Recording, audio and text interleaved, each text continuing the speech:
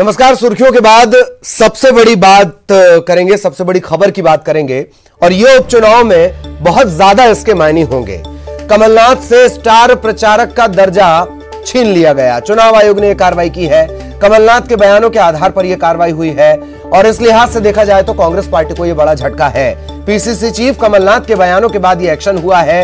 आयोग के नोटिस पर मिले जवाब को संतोषजनक नहीं पाया गया। कमलनाथ के जो बयान थे, क्या वो उन्हें महंगे पड़ गए? क्या वाकई ये कमलनाथ के बयान ही थे जो उन्हें महंगे पड़ गए? ऐसे तमाम तरह के सवाल जवाब अब निकलकर सामने आ रहे हैं। चुनाव आयोग का दर्जा, दरअसल बहुत सारे आयोग इस देश में हैं, उसमें चुनाव आयोग एक ऐसा है जिसे काफी मजबूत आयोग के तौर पर देखा जाता है। उस चुनाव आयोग ने बड़ी कार्रवाई की है। कमलनाथ के बयानों के आधार पर यह कार्रवाई की गई है।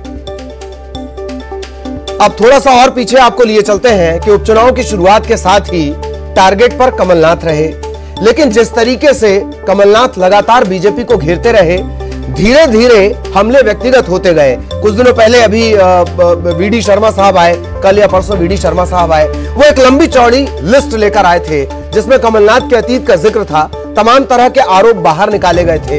यह भी पहली बार ही देखा गया कि जिसकी सरकार है, जिसके संगठन की सरकार है, वो सवाल नेता प्रतिपक्ष से पूछ रहा है, विपक्ष के नेता से पूछ रहा है। यह भी बड़े अचरज की बात थी।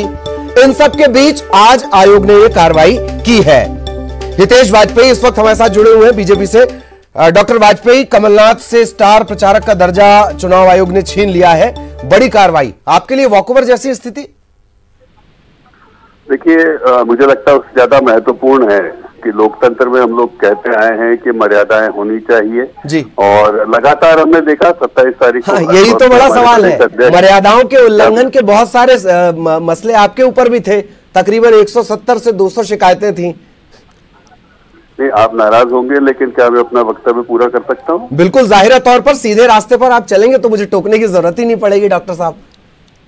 नहीं, आपके रास्ते पर नहीं चल पाऊंगा, लेकिन आपके सवाल का मेरा रास्ता तो बड़ा न्यूट्रल है डॉक्टर साहब, आप चल भी नहीं पाएंगे शायद, संभवतः। ऐसा कमलनाथ जी को भी लगता है जी। कमलनाथ जी को क्या लगता है जी? हाँ प्लीज, आप अपना वक्तव्य मर्यादा की बात कर रहे थे, आप जवाब पूरा करें प्लीज। धन्यवाद।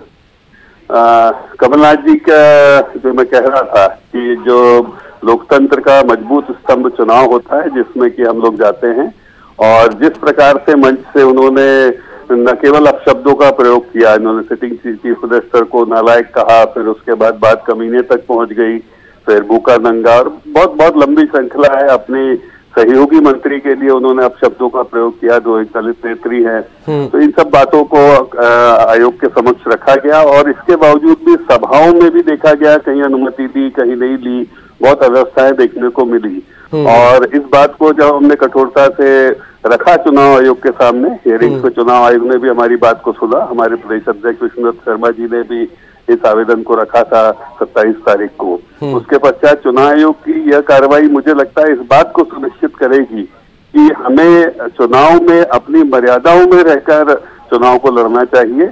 और कहीं ना कहीं चुनाव आयोग को लगता है कि कमलनाथ जी ने उस भाषाई मर्यादा और बाकी जो चुनाव आयोग की आचार संहिता है उसके दौरान उसको तोड़ा है और इसलिए कार्रवाई करी है। मुझे लगता है फेयर इलेक्शंस के लिए, फ्री फेयर इलेक्शंस के लिए अच्छी कार्रवाई है और इसका अनुपालन सभी जगह होना चाहिए। फ्री फेयर इलेक्शन के लिए कार्रवाई बहुत जरूरी है। वही जैसा मैंने आपसे जिक्र भी किया, क्या बीजेपी के लिए स्थितियां और ज्यादा अनुकूल बनती नजर आ रही हैं? देखिए, मुझे लगता है कि हम तो 2 दिन और बचे हैं। हम लोग नीचे बूथ तक उतर चुके हैं, हम अपनी तैयारी कर रहे हैं। हमारे लिए स्थितियां तो इसीलिए अनुकूल थी कि कांग्रेस जो एक लीडर बेस्ड ऑर्गेनाइजेशन होता है, उनके यहाँ से जब 25 लोग गए थे तभी कांग्रेस ध्वस्त हो गई थी। आज तक कांग्रेस नीचे तक संभल नहीं पाई है और यही कारण था कि उनकी भाषा में उसकी बौखलाहट कहीं ना कहीं दिखती थी। तो हम आज भी जनतंत्र में जनता के लिए कमिटेड होकर आगे बढ़ रहे हैं और हमारी स्थिति वाकई बहुत अनुकूल है। जी, वाकई बहुत अनुकूल है। डॉक्टर वाजपेयी लगातार बने रहेगा। कुणाल चौधरी साहब भी इस वक्त हमारे साथ जुड़े हुए हैं। कुणाल जी, बड़ा झटका, स्टार प्रचारक नहीं है अब कमलनाथ, आयोग ने ये कहा है। मुझे लगता है किस प्रकार से आयोग सरकार के साथ मिल के काम करने का काम कर रहा है, और स्पष्ट रूप से ये जिस तरह की कार्रवाई, एक वो व्यक्ति तो मध्य प्रदेश के मुख्यमंत्री रहे जो एक पूरे संवैधानिक तरीके से मध्य प्रदेश की जनता के बीच में जिस तरह से उनके शब्दों का चयन है, सारी चीजें, कहीं भी इस तरह की कोई भी बात नहीं जिस बात के ऊपर। कुणाल जी, क्या आप आयोग पर सवाल उठा रहे हैं?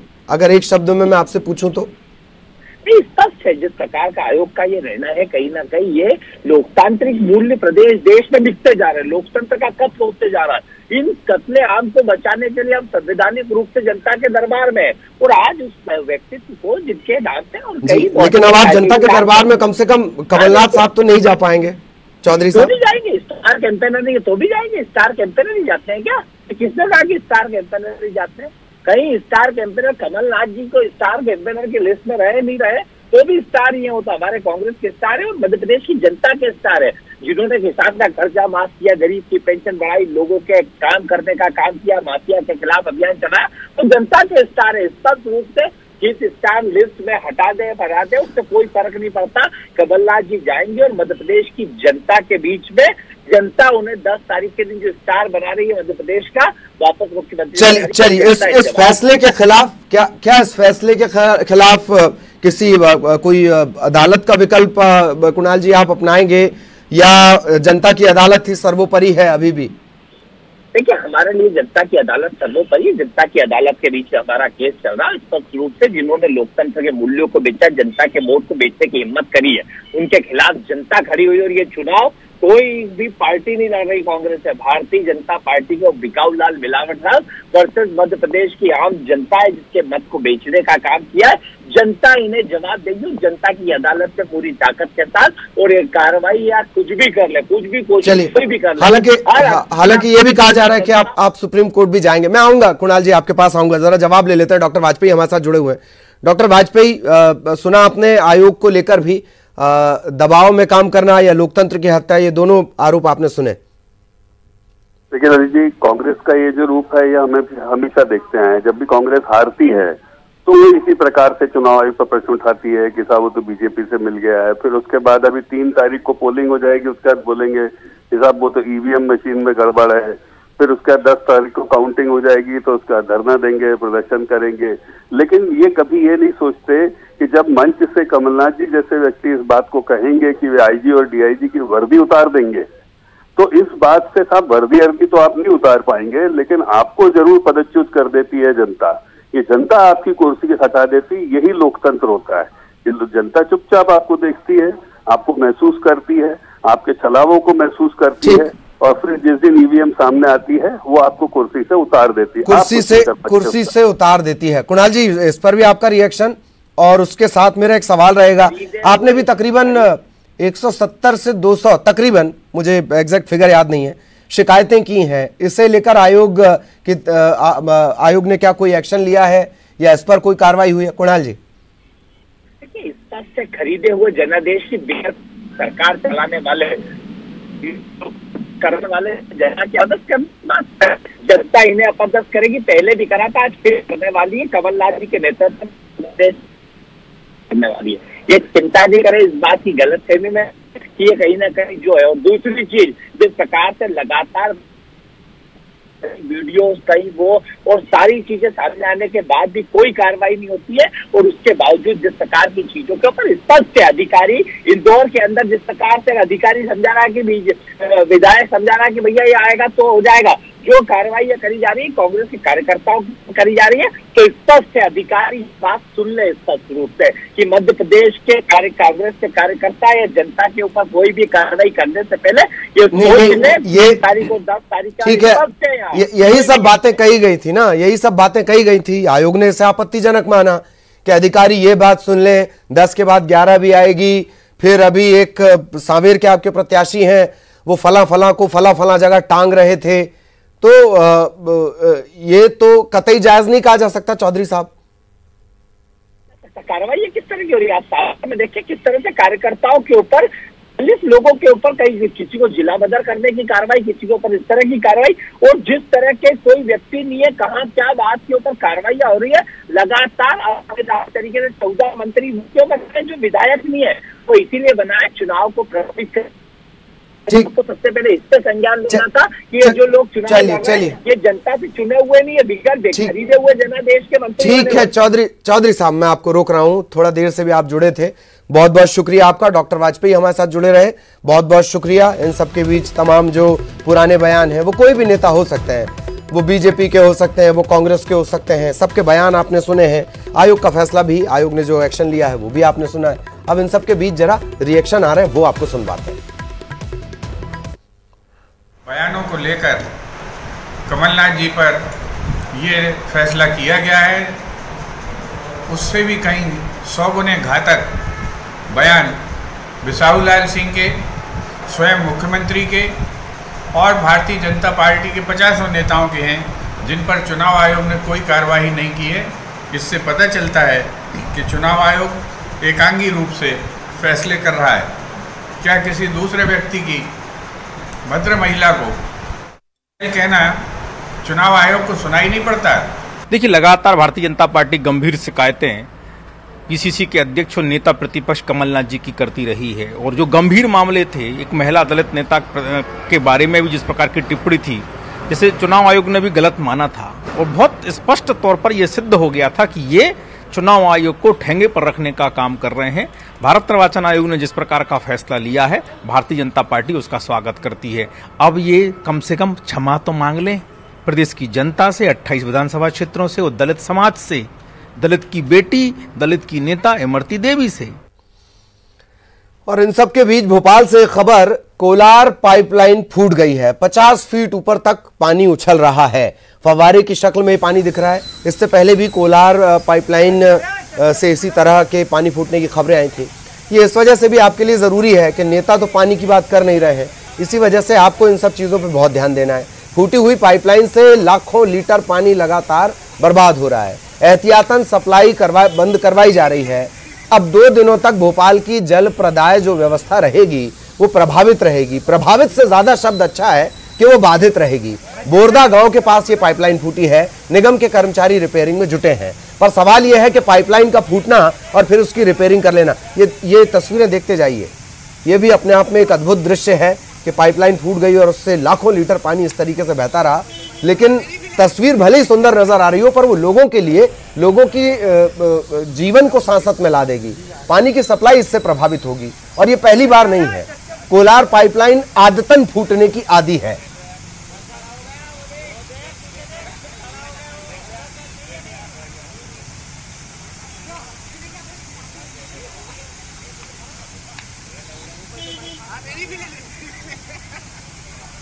जितेंद्र हमारे साथ जुड़े हुए हैं, और न्यूज़ 18 मध्य प्रदेश छत्तीसगढ़ सबसे पहले ये तस्वीरें दिखा रहा है।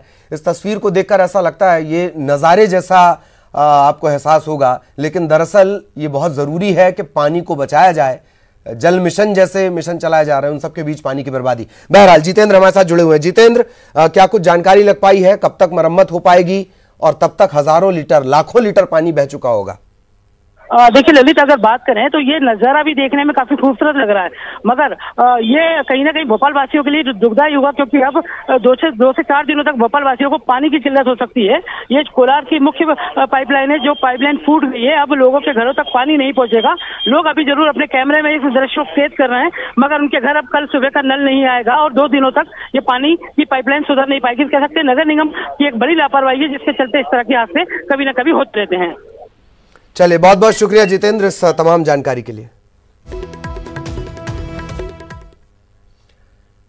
और यहां रुकेंगे एक ब्रेक के लिए।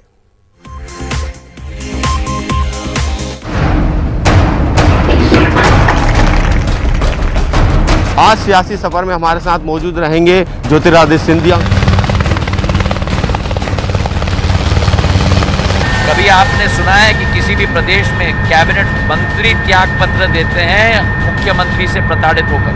अगर कैबिनेट मंत्री का नाम वो पूर्व मुख्यमंत्री याद नहीं कर सकता तो क्या जनता की भला करेगा? और जो आइटम का शब्द इस्तेमाल किया है, जन सेवा के पथ पे, वो भी सही, ये भी सही। और अब तेज रफ्तार खबरें। गुड़गांव के फोर्टिस अस्पताल में जिंदगी बचाने के लिए लड़ रही 21 साल की युवती से रेप का मामला सामने आया है। लड़की वेंटिलेटर पर है। 22 से 27 अक्टूबर के बीच उसके साथ रेप हुआ। पीड़ित को होश आने पर 28 अक्टूबर को उसने अपने माता पिता से ये बात बताई। पुलिस को शक है कि वारदात में अस्पताल के कर्मचारी शामिल हो सकते हैं। सीसीटीवी फुटेज के आधार पर 2 संदिग्धों को हिरासत में लेकर पूछताछ की जा रही है। छतरपुर के बड़ा मलहरा से बीजेपी के प्रत्याशी प्रद्युम्न लोधी फेफड़ों में इन्फेक्शन की समस्या से गंभीर रूप से बीमार पड़ गए। इन्हें तुरंत भोपाल रेफर किया गया। लोधी को राजधानी के चिरायू अस्पताल में भर्ती करवाया जाएगा। अनूपपुर में चुनावी सभा को संबोधित करते हुए छत्तीसगढ़ के मुख्यमंत्री भूपेश बघेल ने बीजेपी प्रत्याशी पर विवादित बयान दे दिया। उन्होंने कहा कि बुढ़ापे में अपना नाम खराब कर लिया, उनके वंशज ये पाप नहीं धो पाएंगे। अशोकनगर में कमलनाथ ने कांग्रेस प्रत्याशी के लिए प्रचार किया। यहां उन्होंने बीजेपी पर विधायकों की खरीद फरोख्त का आरोप लगाया। कमलनाथ ने कहा कि खरीद फरोख्त से बनी ये सरकार और जनता इसे जवाब देगी।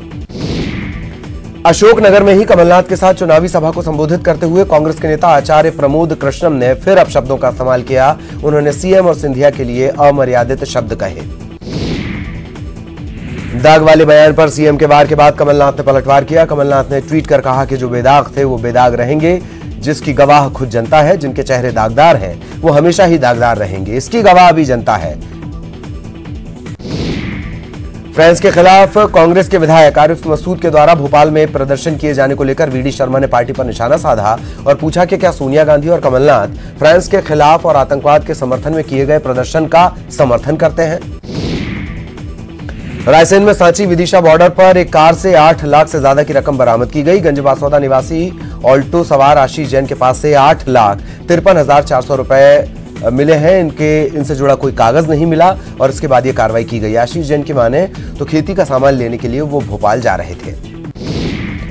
श्योपुर में दीनदयाल बस स्टैंड से सटी हुई नई सब्जी मंडी में गुरुवार की रात अज्ञात कारणों से आग लग गई। आग इतनी भीषण थी कि देखते ही देखते मंडी की 10 दुकानों को इसने अपनी चपेट में ले लिया। तकरीबन 1 घंटे की मशक्कत के बाद आग पर काबू पाया जा सका। छतरपुर एसपी ने कांग्रेस नेता और रेत कारोबारी चरण यादव पर 10,000 का इनाम घोषित किया है। चरण यादव पर मारपीट, सरकारी काम में बाधा डालने का आरोप है। 28 अक्टूबर को कमलनाथ की सभा में शामिल भी हुआ था। जबलपुर में पश्चिम मध्य रेलवे वुमेन वेलफेयर ऑर्गेनाइजेशन के बैनर तले महिला रेल अधिकारियों ने आपकी रसोई योजना की शुरुआत की है। कोरोना काल में रोजगार गंवाने वाली महिलाओं को रसोई में रोजगार दिया गया। पहले चरण में सिर्फ रेल अधिकारी और कर्मचारियों को ही सप्लाई की जा रही है। जल्द रेलवे स्टेशन पर भी उपलब्ध होगी आपकी रसोई। फ्रांस के खिलाफ भोपाल में हुए प्रदर्शन को लेकर कांग्रेस पर उठ रहे सवाल पर पार्टी के प्रवक्ता नरेंद्र सलूजा ने कहा कि हमारा विरोध प्रदर्शन से कोई लेना देना नहीं, बेवजह इस मामले को तूल दिया जा रहा है। और इसी के साथ इस बुलेटिन में इतना ही। नमस्कार।